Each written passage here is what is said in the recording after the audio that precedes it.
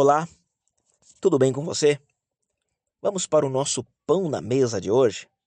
Romanos 8 e o versículo 28 diz assim: Sabemos que todas as coisas cooperam para o bem daqueles que amam a Deus, daqueles que são chamados segundo o seu propósito. Todos nós, em algum momento da vida, somos confrontados pelas frustrações. Elas chegam sem pedir licença, quebram expectativas, silenciam sonhos, muitas vezes nos fazem questionar decisões importantes, pessoas e até nós mesmos. A grande pergunta não é se teremos frustrações, e sim como nós lidamos com elas. E você me pergunta, o que é frustração? Eu entendo que é um sentimento que nasce quando aquilo que nós esperávamos não acontece como imaginávamos. É o choque entre o sonho e a realidade. E se não aprendermos a lidar com isso, corremos o risco de permitir que experiências rápidas, momentâneas, se tornem prisões permanentes. Na vida emocional, por exemplo, a frustração aparece quando nós confiamos demais em pessoas e elas nos decepcionam. Esperamos reciprocidade, cuidado, fidelidade.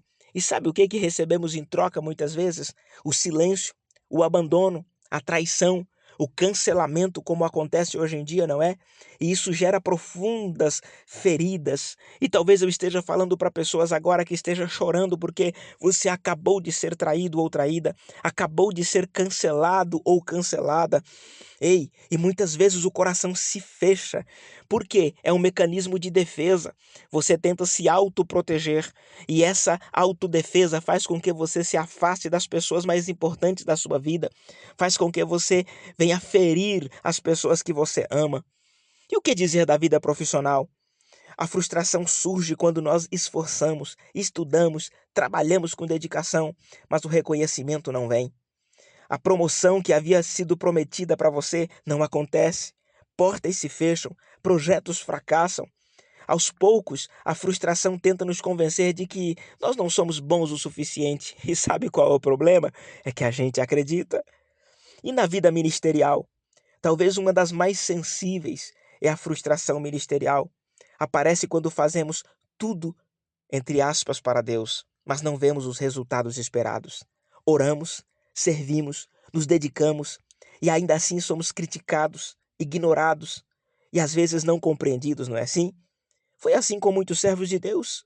Inclusive o profeta Elias lembra de Reis, 1 Reis capítulo 19, quando diz que ele se frustrou logo após ter feito vários milagres, mas de repente se sente frustrado e pede para Deus a morte. As frustrações geralmente nascem de expectativas desalinhadas, assim como aconteceu com Elias.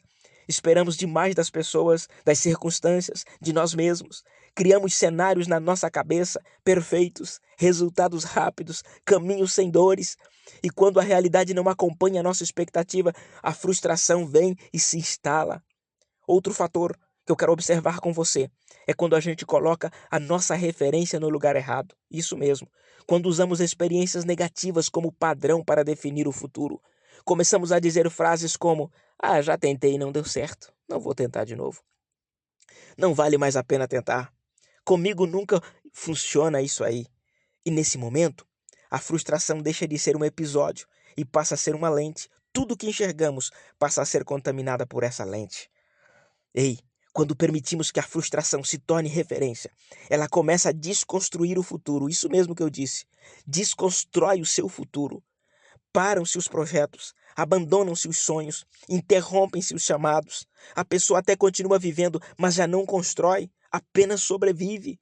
Conhece pessoas que parece que já morreu, está andando, mas não sonha mais. Tudo para ela acabou, se sente velha demais, desmotivada demais. Ei, a frustração não tratada gera medo de tentar de novo. Ela paralisa decisões, rouba a fé, diminui a visão, ela enfraquece a perseverança. Muitos não fracassaram por falta de capacidade, acredita em mim, mas porque desistiram cedo demais, cansados de se frustrar. É exatamente isso que o inimigo das nossas almas tenta fazer. Ele usa a dor do passado para impedir a construção do seu amanhã. Frustrações travam a vida emocional, criando pessoas amargas, desconfiadas. Conhece alguém assim? Travam a vida profissional, produzindo conformismo, mediocridade, e Deus não nos chamou para viver na média, para viver como medíocres. Travam a vida espiritual, esfria a fé, a esperança, a sensibilidade. Nós temos dificuldades para ouvir a voz de Deus. E elas nos fazem caminhar olhando pelo retrovisor, quando Deus nos chamou para olhar para frente, caminhar em alta velocidade. E tem um versículo que retrata muito bem o que eu estou falando, Filipenses 3:13, que diz assim: esquecendo-me das coisas que para trás ficam e avançando para as que estão adiante de mim. Ei, a cura começa quando entendemos que Deus não desperdiça dores. Aquilo que nos frustra pode se tornar ferramenta de amadurecimento, de crescimento, de preparação. E Romanos 8:28 não diz aqui que todas as coisas são boas, mas que todas cooperam para o bem. A palavra de Deus nos cura quando nos coloca no lugar que nós deveríamos estar, ou seja, nos reposiciona. Ela nos lembra que nossa identidade não está no fracasso, não está no erro, nem na decepção, mas no propósito eterno de Deus para nós. Além disso, os exemplos de sucesso na Bíblia e na vida, a história nos mostra que ninguém venceu sem enfrentar frustrações. Lembra de José? Foi traído, foi esquecido, foi preso.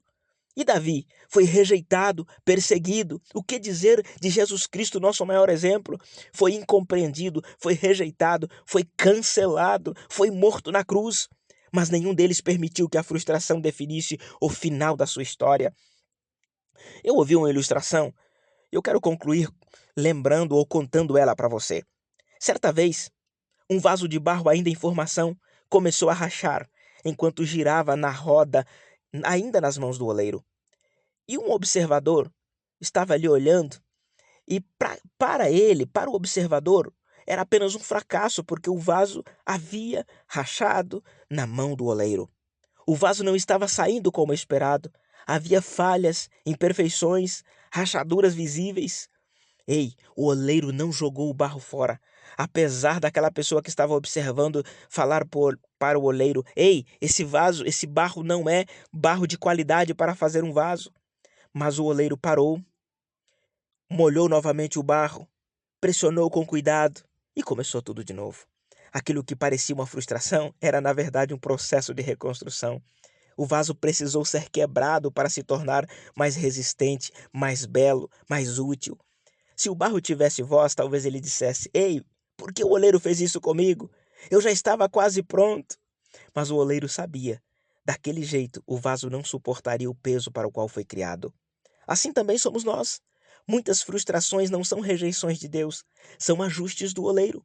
Ele nos interrompe, nos molda novamente, nos reposiciona, não para nos destruir, mas para nos preparar para algo maior. Jeremias 18, versículo 6 diz assim: como barro nas mãos do oleiro, assim sois vós nas minhas mãos, diz o Senhor. A frustração pode ser uma escola ou uma prisão, depende. Tudo depende de como você lida com ela. Se entregue a Deus, ela gera maturidade. Se guardada no coração, gera estagnação. E hoje Deus te convida a não construir o futuro com base nas dores do passado, mas com base nas promessas da sua palavra. Deus te fez promessa algum dia? Frustrações não são o fim da caminhada. Muitas vezes são apenas ajustes de rota para algo maior. Não desista, não pare, não se prenda. O oleiro ainda está trabalhando e a sua história ainda não terminou. Se essa reflexão foi útil para você, compartilhe com alguém, deixe o seu like, o seu comentário. Se você ainda não é inscrito no canal, inscreva-se para que o canal possa levar para mais pessoas. Que Deus te abençoe e o Senhor fale ainda mais no seu coração.